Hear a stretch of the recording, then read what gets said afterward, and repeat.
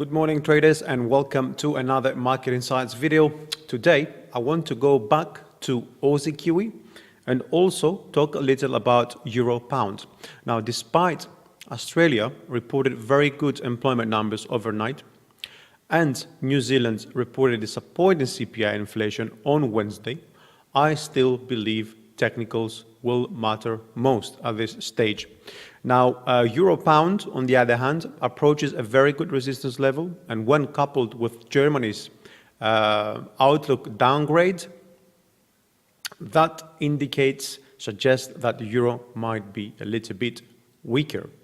Now, today is Thursday, the 18th of April, and we're expecting an array of data to be released from Europe, France, Germany, Italian, and also Euro area PMIs. In the UK, we've got the retail sales, as well as in Canada and US. And then in the US as well, we are expecting the initial job claims, Philadelphia Fed Management Index, and as well as the PMIs over there. So a busy day, if you ask me. Now, jumping to the charts, I want to start with Aussie New Zealand. Okay, we talked about this opportunity last week. We talked about that this is the end of the impulse wave and that we're looking to see prices moving higher. And indeed, they went higher. They even actually crossed above that target that I originally thought prices would get to. And they went up to the 50 Fibonacci retracement of this full impulse downside wave. Okay, and this is where we received a rejection. Now, all good, prices moved up, but we see a potential bearish, not potential, an actual bearish signal here on the MACD, which indicates or suggests better that prices might start moving a little bit lower for an ABC correction, and then we are looking for a bulls to step in once again. Now on the 4-hour chart, that's exactly what I talked about. So we are over here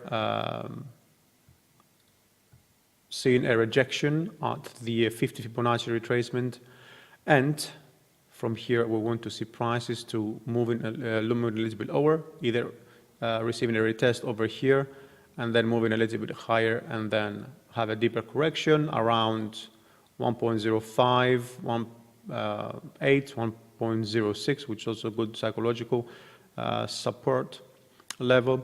Or of course, you know, we can see prices moving a little lower to 1.05, which is also another psychological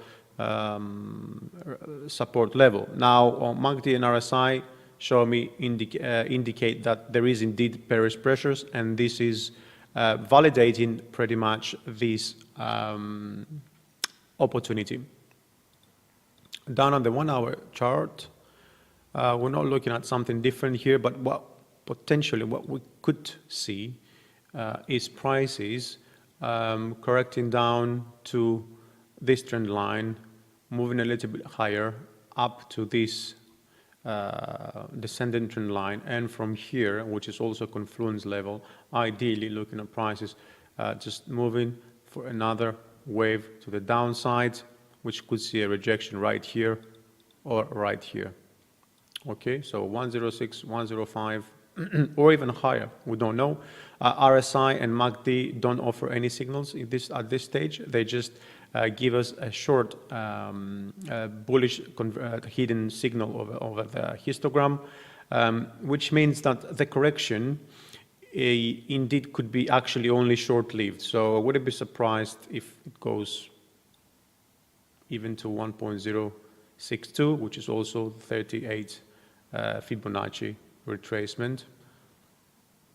Okay, so that is for the Aussie Kiwi. Now I want to jump on Euro Pound. Okay, 4-hour chart. So here we finished an impulse wave, and we're now looking at this ending over here. The correction ended over here, and now what we are ideally looking for is, after this double wave, we want to see prices now moving lower. Okay. Here, as you see, we have completed or are about to complete the cipher pattern, and that's why we might see prices moving a little bit higher up to the 0.87 psychological resistance level, where we could receive a rejection by the moving average of this ascending channel.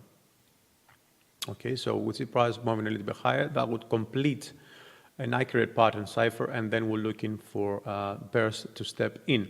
Now, we do get some signals on the RSI, on the MACD and RSI, both on the 4-hour chart, but the truth is that this signal is not really completed, right? So what we want to preferably see is prices moving a little bit higher over here, right?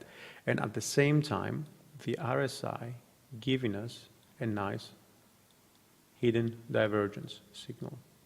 Okay, if that happens, we're looking for sales. Now, of course, if prices break below the trend line before any of this happens, then we again look for bears to step in here with a retest, or even just, you know, sharply breaking below. And we're looking at 0.85335 and then 0.85. Of course, because it's always psychological resistance that matters, support levels that matter.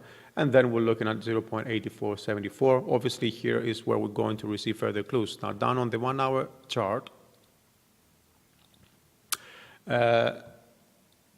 very brief divergence signal on the MACD, nothing on the RSI.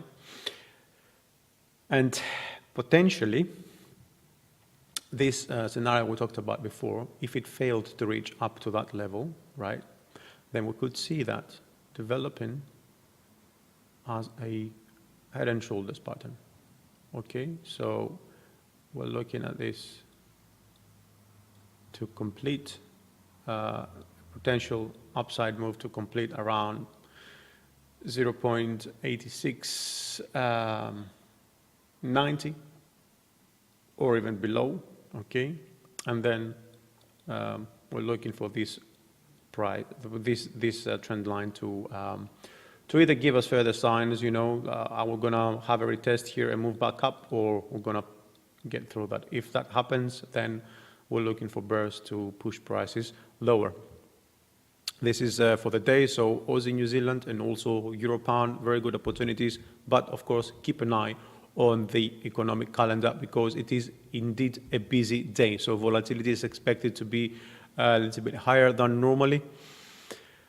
And as well, don't forget, you can also visit our blog, because we cover all those potential opportunities on the fundamental and also technical aspect, as well as provide trading ideas and all the latest news a trader should be aware of.